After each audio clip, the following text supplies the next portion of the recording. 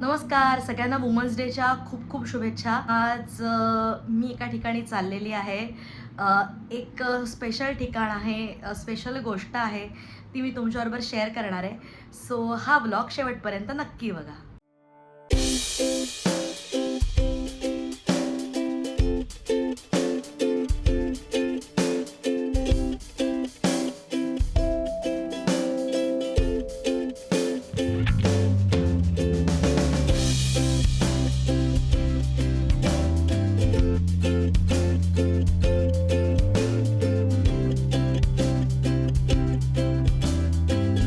तर आज मी आली आहे जिव्हाळ्याला.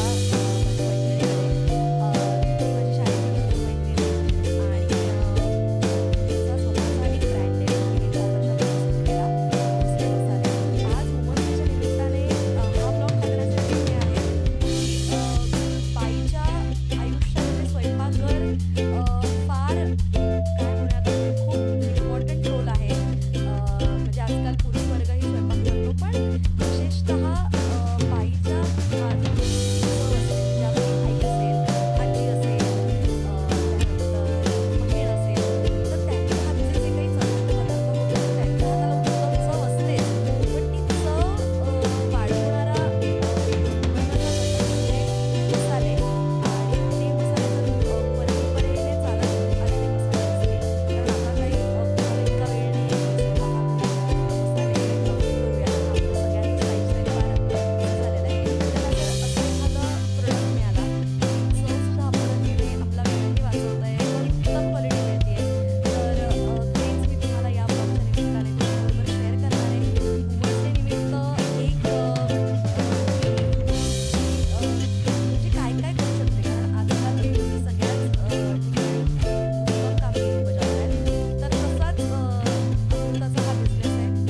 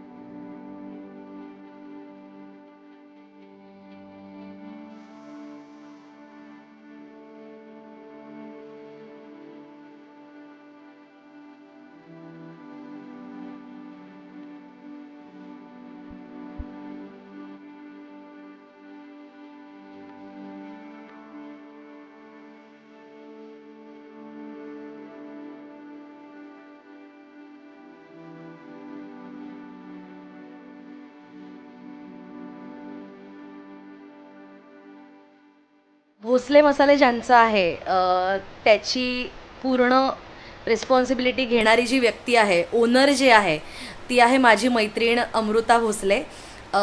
तिचा हा बिझनेस टिटवाळ्यामध्ये आहे. आणि अमृता आणि मी आम्ही खरं तर शाळेतल्या मैत्रिणी. तिचं शिक्षण वेगळ्या फील्डमध्ये झालं आहे, पण त्यानंतर मसाल्यांचा बिझनेस करणं खूप वेगळी गोष्ट आहे. आणि त्याची स्टोरी, म्हणजे स्टोरी इन द सेन्स कसं काय ती या फील्डकडे वळली, किंवा काय झालं आहे, कसं कसं तिला काय काय गोष्टी बघायला लागल्या, काय फेस करायला लागल्या, काय काय अनुभव आले. जानेवारी 2022ला तिने हा व्यवसाय सुरू केला आणि आता 26ला 4 वर्ष पूर्ण झाली. सो खरं तर तू या व्यवसायाकडे कशी काय वळलीस? माझं शिक्षण आहे लॉमध्ये. मी आहे ॲडव्होकेट. 2017 मी मध्ये पासआउट केलं गव्हर्मेंट लॉ कॉलेजमधून. नंतर मी 2 वर्ष ॲडव्होकसी केली. ती करता करता I was giving attempts for जज ॲडव्होकेट जनरल एक्झाम, जी इंडियन डिफेन्समध्ये असते. त्याच्यामध्ये मला by some reason which I find it good right now, की मी रिकमेंड नाही झाली. आणि ते रिकमेंडेशन नाही झाल्यावर मला पुन्हा कॉर्पोरेटमध्ये नव्हतं यायचं. Okay. By that time corona येऊन गेलेला. मग करायचं का, मला असं एकदम जीवावर येऊन मी त्या जॉबला जायची. मग मी डिसाईड केलं की आपला काहीतरी बिझनेस स्टार्ट करायचा मॅन्युफॅक्चरिंगमध्ये. इट वॉज डिसाइडेड मॅन्युफॅक्चरिंगमध्ये. माझ्याकडे जे अवेलेबल होतं त्या भांडवलामधून मी हा मसाल्यांचा बिझनेस स्टार्ट केला. तो पण कसा, मी माझ्या आईला, काकूला लहानपणापासून बघितलं. आमची joint family by the way. आम्ही आमचा मसाला वर्षभराचा जो आहे तो लालबागमध्ये जे मिरची मार्केट आहे तिकडे माझी आई काकू वर्षातून एक दिवस काढून जाणार, आणि मसाला वगैरे करून आणणार. ते डोळ्यासमोर बघितलं आहे मी. वाव. आणि खरं तर तू कॉर्पोरेटमध्ये जॉब करत होतीस, तर जॉब चालू होता आणि त्यानंतर तू अचानक जेव्हा मसाल्यांचा बिझनेस सुरू करायचा असं तुझा विचार जेव्हा डोक्यात आला, तेव्हा तुझ्या मित्रमंडळींचं किंवा घरच्यांचं किंवा आजूबाजूच्या लोकांचं काय म्हणणं होतं? घरच्यांचं सरप्रायझिंगली आणि नॉट सो सरप्रायझिंगली सपोर्ट होता ओके की गो हेड, तुला करायचं आहे तर कर म्हणून. ओके मित्रमैत्रिणींचा पण सपोर्ट होता, त्यांच्यामध्ये काय तू करते वेगळं, गो हेड. ओके बट जे आजूबाजूच्या यांचे नातेवाईक असतील किंवा आजूबाजूचे असतील जे मला ओळखतात की ही अमृता आहे, वकील आहे, ओके तिने कॉर्पोरेटचा जॉब सोडून गिरणी स्टार्ट केली आहे किंवा मसाल्यांची गिरणी टाकली आहे, इथे मॅन्युफॅक्चरिंगमध्ये कशी आली, त्यांचे खूप क्वेश्चन्स आले. त्यांनी ते असं बोलायला असं होतं की नवीन काहीतरी स्टार्ट करतोय आणि समोरचा अजून बोलतो की हे कसं काय स्टार्ट केलं, तू गिरणी कशी स्टार्ट केली, एक नेगेटिव्ह कॉन्फिडन्स लूज होतो ना, ओके तसा अनुभवही मी बोलणे ऐकलेत लोकांचे. Okay. But ultimately right now I would say की जे केलं ते व्यवस्थित केलं. टिटवाळ्यामध्ये तुमचं हॉटेल आहे, Yes. त्यामुळे हॉटेल चालवणं पूर्णपणे वेगळी गोष्ट आहे आणि मॅन्युफॅक्चरिंग पूर्णपणे वेगळी गोष्ट आहे. तर सुरुवातीला सगळं हे कसं काय जमवलंस? म्हणजे कॉन्टॅक्ट्स म्हणा किंवा सगळ्याच गोष्टी, की बाबा ठीक आहे चला पैसे उभे राहिले, आपण वस्तू आणल्या, सामान आणलं, पण काय काय अनुभव आले सुरुवातीच्या काळात? मी सुरुवात केली जिकडून मी मसाले घ्यायची, म्हणजे आई आणि काकू घ्यायची, त्या मिरची गल्लीपासून सुरुवात केली. ओके मग तिकडे जाऊन जे आमचे नेहमीचे दुकानदार आहेत त्यांना जाणं, त्यांना विचारणं, त्यांनी मशीन्स कुठल्या घेतल्या, मग कुठल्या कुठल्या मशीन्स असतात, मग त्यांनी Okay. मला कोल्हापूरचा ॲड्रेस दिला. मग आम्ही कोल्हापूर मार्केट शोधलो, आम्ही शोधलो, काय फिरलो. हां कोल्हापूर मार्केटमध्ये पण आय वुड से की माझी काकू, माझी बहीण, माझी आई आणि माझ्या बहिणीची सासू, त्यांचं कोल्हापूरचेच मूळचे ते. ओके त्यांनी मला खूप मदत केली. त्या घेऊन गेल्या मला स्वतःहून की आपण शोधूया, काय विचारपूस वगैरे करूया. फॅक्टरी व्हिजिट केली, मग त्या मशीन्सची ऑर्डर्स दिली. मग त्याच्यानंतर पहिल्या वर्षी माझे काय स्वतःचे भोसले मसाल्याचे ब्रँडचे काही प्रोडक्ट्स नव्हते. ओके मग पहिला वर्ष हेच होतं की बाबा हेडलेस चिकन कशी धावते, की चालली कुठे कुठे तसं चालली आहे, Yes, बरोबर. हां. तसं माझा पहिला वर्ष गेला. सेकंड वर्षामध्ये मला कुठे एक आयडिया आली की काय करायचं काय नाही. करेक्ट सेकंड वर्षापासून मग मी थोडीशी माझे प्रोडक्ट्स लाईन 4-5 मसाल्यांनी स्टार्ट केली. मग ती आत्ता पुढे ही 10च्या वर माझी प्रोडक्ट लाईन आहे. ग्रेट याच्यामध्ये मला अजून एक सांगायचं हे होईल, ॲज आजचा वुमन्स डेवर आपण बोलतो आहे, बरोबर सेक्शुअल हॅरॅसमेंट जी म्हणतात ओके ही मला फेस करायला लागली. येस.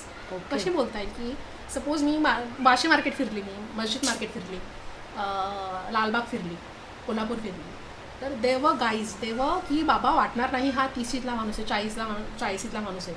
दे हॅड तोंडावर बोललेत की बाबा मी तुला बिझनेस सेट करून देतो, बट सेक्शुअल डिमांड्स.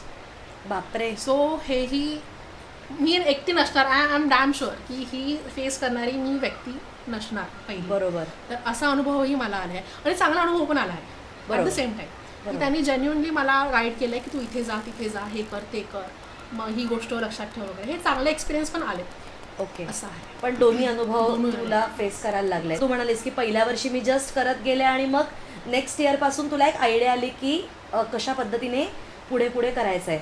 मग आता सध्या आता 4 वर्षानंतर तुला काय वाटतं, काय काय बदल सुरुवातीच्या काळात होते आणि आता झालेत, असं तुला काय चेंजेस वाटतात स्वतःमध्ये? स्वतःमध्ये कॉन्फिडन्स आला की माहिती आता पूर्ण माहिती नाही असं नाही, बरोबर. पण एक बेसिक आयडिया आहे की कुठे केल्यावर कुठे काय करायचं, कुठल्या मसाल्याला काय असते, कुठे काय डिमांड असणार आहे. Correct. आता गेल्या वर्षी असं पहिल्या वर्षी काहीच नव्हतं. सेकंड बरोबर. वर्षापासून 4-5 जे माझे प्रोडक्ट लाईन आहे त्या स्टार्ट झाल्या. आता गेल्या वर्षीपासून मी होलसेलमध्ये घुसली. वाव मग आता होलसेलमुळे होतं काय, जी रोलिंग आहे ती स्टार्ट राहते. बरोबर. सध्या माझे जे काही टिटवाळ्याचं एक रसोई म्हणून हॉटेल आहे, तिकडे टायप आहे. समई म्हणून हॉटेल आहे लोअर परेला, तिकडे टायप आहे. कल्याणमधलं एक हॉटेल आहे, एक इथे गोविंदा गाव आहे, तिकडे एक हॉटेल आहे. 4-5 आहेत, पण ही सुरुवात आहे माझी. ओके. तर त्याच्यामुळे माझी रोलिंग स्टार्ट राहते. अमृताकडे तयार मसाले पण आहेत आणि मला जर माझे मसाले येऊन वाटायचे असतील तर तीही सोय आपल्याकडे उपलब्ध आहे ना? तीही सोय आपल्याकडे मग ते उपलब्ध आहे. कसं असतं, म्हणजे तेही आम्हाला सांग. सपोज आता मी मसाले माझे भोसले मसाले हे स्वतःचा ब्रँड त्याचा आहे, बरोबर. पण सपोज तुम्हाला रिसेलिंग करायचे असेल तर तुम्हाला ओके. तुमच्या तर ती रिसेलिंगसाठी मी तुम्ही आउटसोर्स करू शकतात माझ्याकडून ओके. आणि तुम्ही ते मसाले विकू शकता. हाही ऑप्शन आपल्याकडे अवेलेबल आहे. आणि मी येऊन माझे मसाले तुझ्याकडे वाटू पण शकते ना? येस हां. सर्व्हिस पण देते मी, म्हणजे हां. 2 आहे, एक आहे प्रोडक्ट लाईन, एक आहे सर्व्हिस. ओके. मग तुम्हाला तुमचे मसाले बनवायचे असेल, तुमची पद्धत असेल किंवा तुमची रेसिपी असेल, तुम्ही या माझ्याकडून सामान घ्या, नसेल तर तुम्ही तुमचं सामान आणा, ओके. मी तुम्हाला बनवून देईन. तुम्हाला काहीच कल्पना नसेल, फक्त ओके. माहिती की मसाला हवा आहे, गोडा मसाला आहे, मालवणी आहे का कुठलाही मसाला ओके. हवा आहे, मी तुम्हाला गाईड करू शकते की हे असं असं आहे. ओके. मग संमती करून किंवा काय काय तुम्ही घरी दाखवा किंवा काय आहे, ओके. आणि आपण तो असा मसाला बनवून देते मी.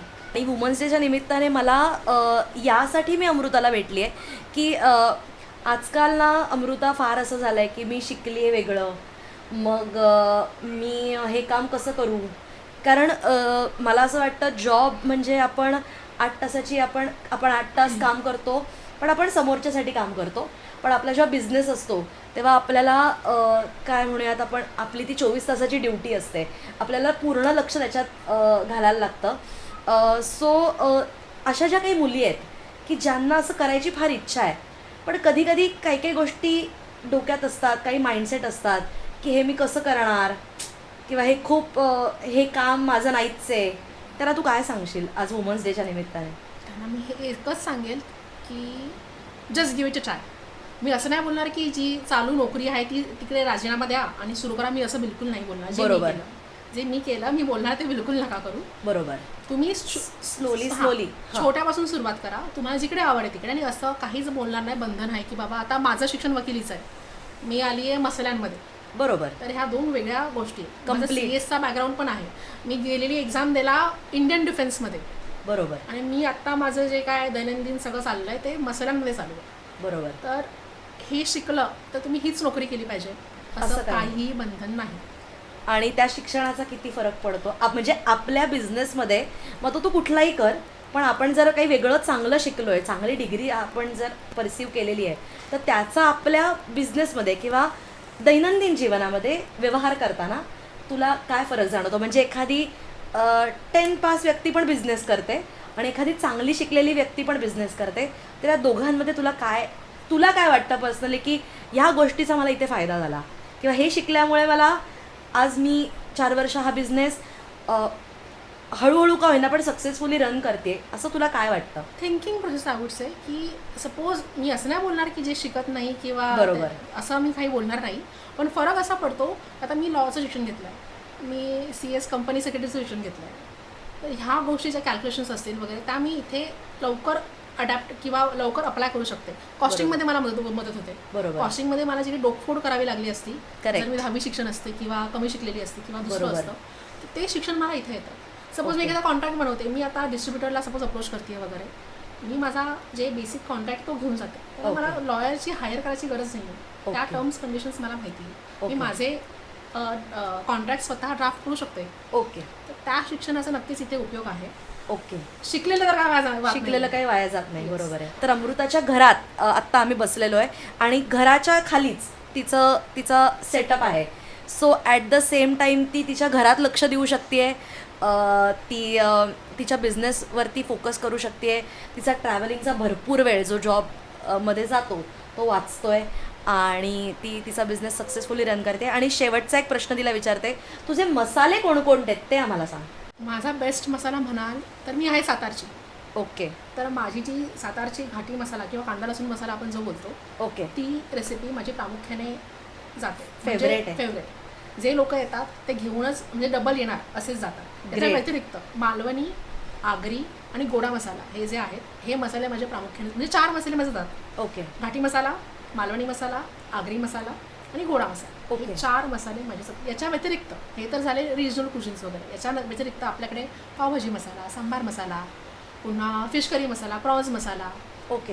ही सगळी पण आपली व्हरायटी आहे. आत्ता आपलं अजून इंट्रोड्यूस नाही केलं आहे मी, पण ह्या video through I would like to introduce peri peri masala, tandoori masala, हेही आपले मसाले लवकर ग्रेट ग्रेट ग्रेट. म्हणजे तुम्हाला जर सुरुवातीला ट्राय करायचं असेल की बाबा एकदम किलोचा घेण्यापेक्षा मी आधी सुरुवातीला थोडा थोडा ट्राय करते, तर तुम्ही 100 ग्रॅमचं पाकिट ऑर्डर करू शकता.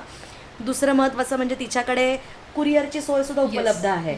सो तुम्ही कुठेही राहत असाल तरीसुद्धा तुम्हाला हा मसाला, फ्रेश मसाला तुम्हाला तुमच्या घरपोच कुरिअरद्वारे मिळू शकेल. म्हणजे मी शेवटचं म्हटलं खरं तर, पण आपला अजून एक, कारण हा मुद्दा मला मांडणं खूप इम्पॉर्टंट आहे.